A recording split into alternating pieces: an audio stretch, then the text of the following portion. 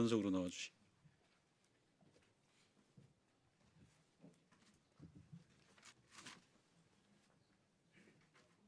예, 구로울의 윤 과장입니다. 애초 김성훈 차장에게 질의할 내용인데 오늘 불출석해서 본부장님께 확인하겠습니다.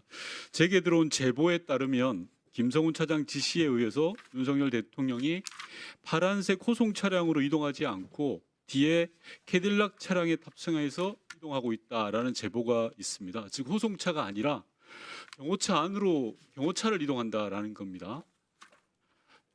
혹시 알고 계십니까?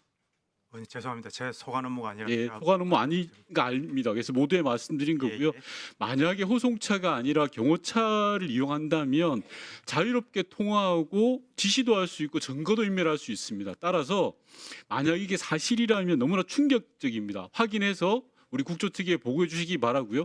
본부장님께 질의하겠습니다. 오전에 집무실 사우나 설치 관련해서 답변을 제대로 못 하셨어요. 그런데 관리본부가 알 수밖에 없습니다. 왜냐하면 관리본부 자산인 통신장비가 설치되어 있기 때문입니다. 본부장님 답변하실 수 있겠습니까?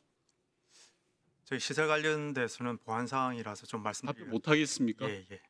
본부장님, 경호처가 예. 윤석열 대통령만 바라보다가 사병화되었다는 비난을 받았습니다. 국민을 바라보셔야 됩니다. 들어가십시오. 네. 시간 멈춰주시고. 대검 차장님께 질의하겠습니다. 범죄 피해자를 검거했다라면 제일 먼저 하는 게 휴대폰 압수죠. 대략 그렇지 않습니까? 예, 보통은 그렇습니다. 예. 그러면 PPT 보시면 12월 8일 날 검찰이 김용현 전 장관 휴대폰을 압수했을 때 그건 깡통폰이었죠. 안에 내용이 거의 없는 유심 칩을 여러 번 바꿨던 폰 아닙니까?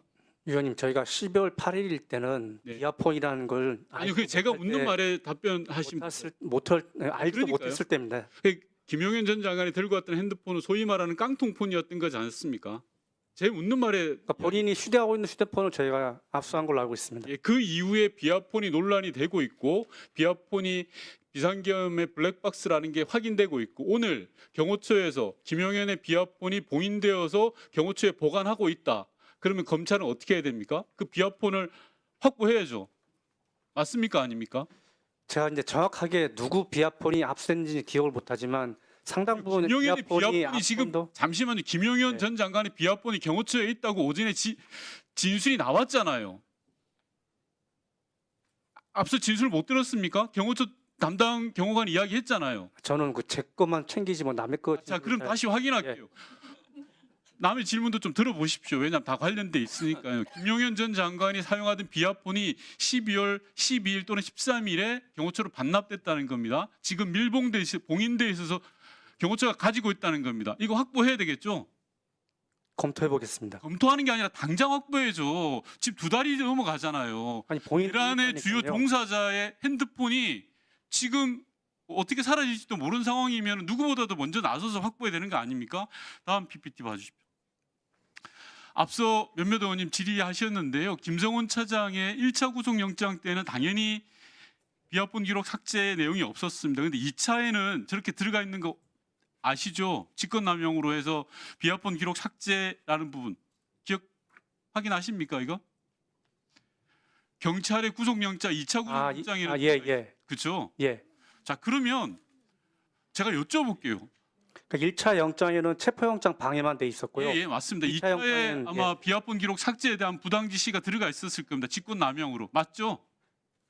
2차에 들어 있습니다. 예, 2차에 들어가 있는데 제가 여쭤볼게요.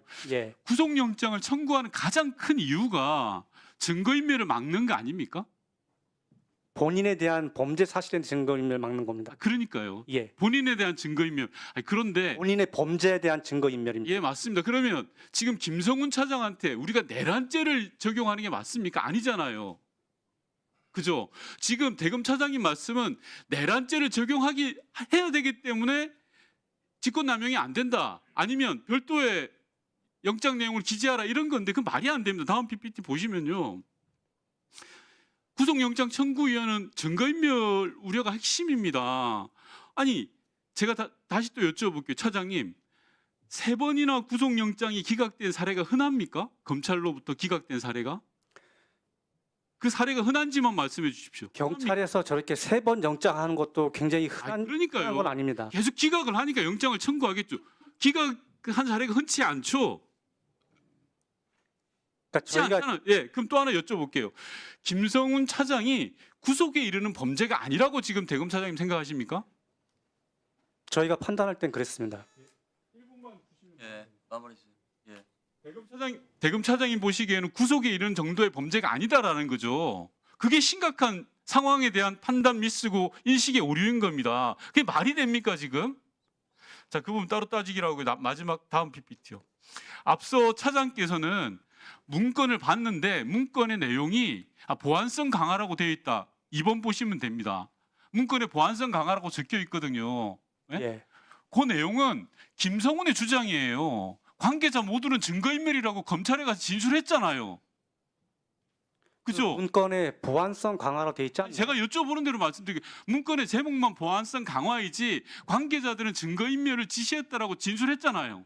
안 했습니까? 제 말이 거짓입니까?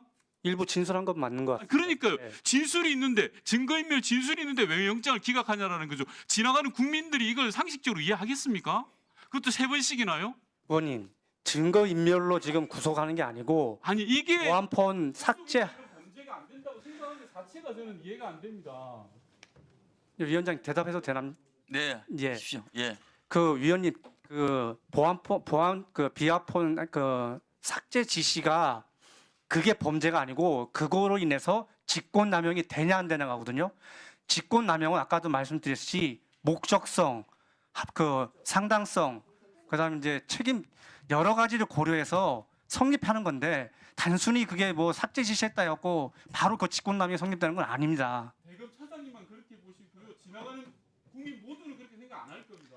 저희가 이제 기록을 전체를 보고 판단해서 그 수사검사가 그렇게 결정을 한 겁니다. 대검이 이상하게 판단하시는 거예요.